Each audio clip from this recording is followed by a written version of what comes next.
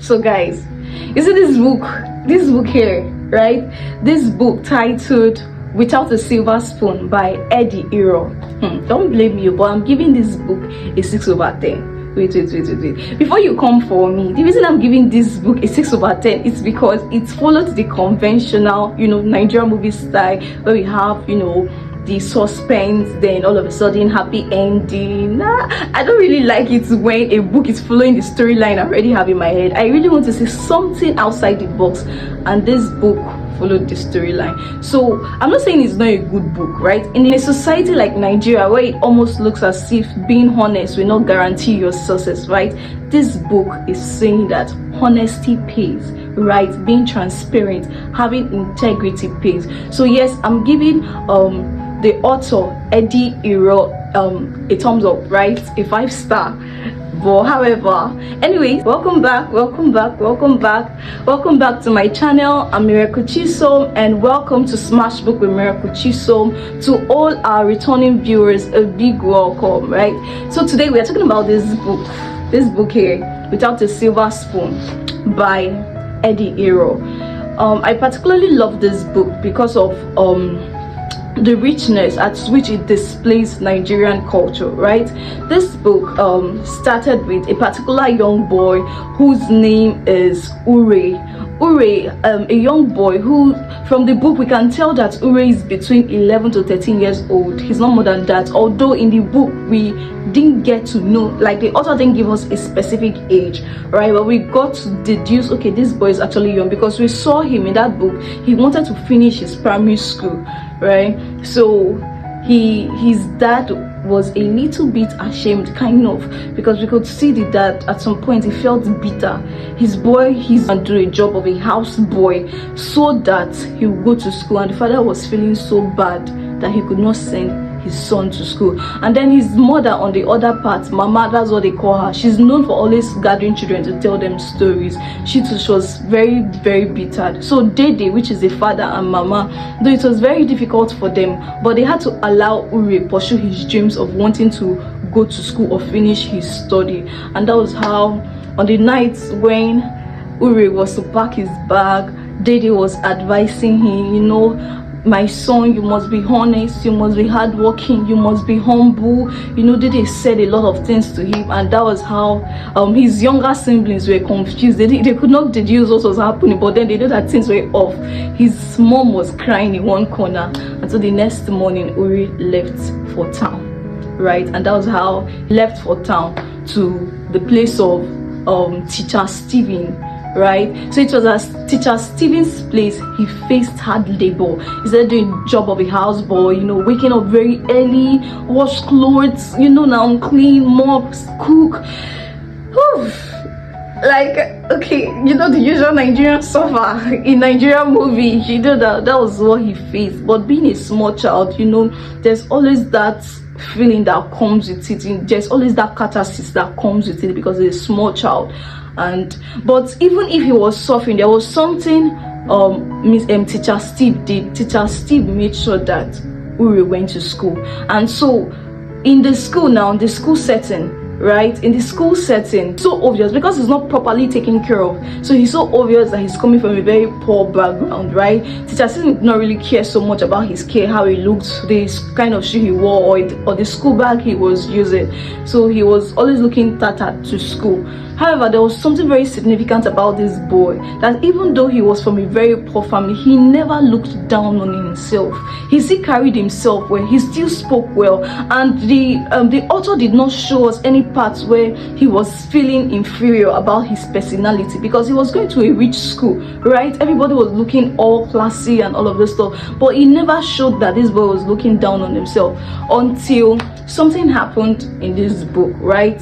A particular boy, Ojo, was from an extremely wealthy family, misplaced his money. So teacher Eze, or Mr. Eze, was like, where did you keep your money, Ojo? Where did you keep your money?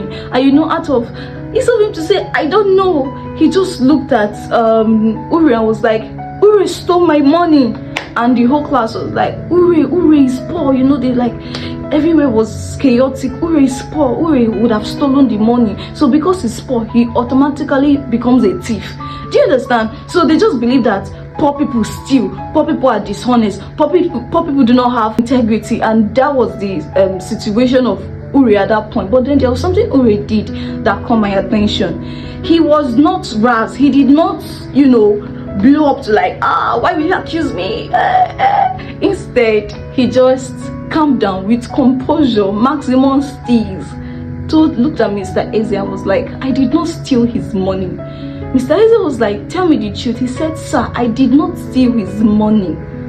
And so people were like, they were like, he stole it. And Mr. Eze kept calm because this was like a big accusation. And so later they found the money. Ojo found his money and then came to apologize to Mr. Eze that he has found his money and all of those stuff. And he kept his money somewhere. It just happened to be that he forgot where he kept his money, and so he blamed it on Uri. With this particular incident that happened, like, Uri's respect grew in the school. Everybody wanted to now associate with him. But anytime he opens his mouth to talk, everybody wants to listen to what he had to say because of that. Do you understand? So as time went on in the school, we saw that at some point they could not pay his school fees in the school, right? I'm supposed to, this is like a summary, but I'll advise, if you have younger ones at home, you should give them this book. Why? Because it's teenager centered, right? So when they read this book, they get to see why honesty pays, and they get to see their age grade acting in accordance of being truthful, having integrity. You understand? So it got to a point in this book where Uri had to pay school fees, and if he doesn't pay, he have to drop out of school. It was that bad, right? And so teacher Steve was let's say he does not have money, or at this point he doesn't want to pay the school fees. But then something happened. Mr. Eze, alongside his classmates, all of them started rallying for support for Uri. All of them, like, they were like, Uri is not going to drop from school. And that was how they did it. They did it again twice in the book until Uri was able to write his exam. And guess what? As usual, because he was already a high-flying student, he was already a very intelligent student from the beginning, so he blasted the exam. It's at some point in the end of the book, we see him telling himself that, okay, that he has dreams of pursuing his studies, like going further in secondary school. He doesn't just want to stop in primary school, right? So of course so the author did not tell us that Uri grew up fish, that's why, but at least we saw a happy ending. Now, from this book, there are several moral lessons to get from this book without a silver spoon. Number one moral lesson is the place of education, right? The first secret to success is an educated mind. Because it's an educated mind that can hold money, grow money, and keep money. Do you understand? So, and that is something Uri was seeking in this book, right? He knew that, okay, my dad is not educated, see where he is. My mom, she's not educated, see where he is. But teacher Stephen is educated, and see where he is. Do you understand? So Uri wanted to pursue that education. So yes, this book is depicting how valuable education is, right? So one of the first ways to be successful, or one of the first ways to break out of whatever, get educated, have an educated mind. And when I say education, I mean the ability for you to express yourself, the ability for you to be skilled at something, right? So that is number one, morals. Then number two is honesty. In this book, we saw that, okay, they're like, oh, being dishonest is associated with the poor, which is Uri. But Uri, in the life of Uri, we just see that honesty is a personality. Honesty is a thing of the spirit. It's not about whether you are poor or rich. The rich can also be dishonest, because the guy who accused him, he was being dishonest. What would stop you from saying, I don't know why I kept my money, right? So it's not about whether this person is from a higher class or from a lower class, right? Honesty is a fruit of the spirit, and you can have it, you can imbibe it as your personality, right? So that's number two. Then number three, we saw integrity.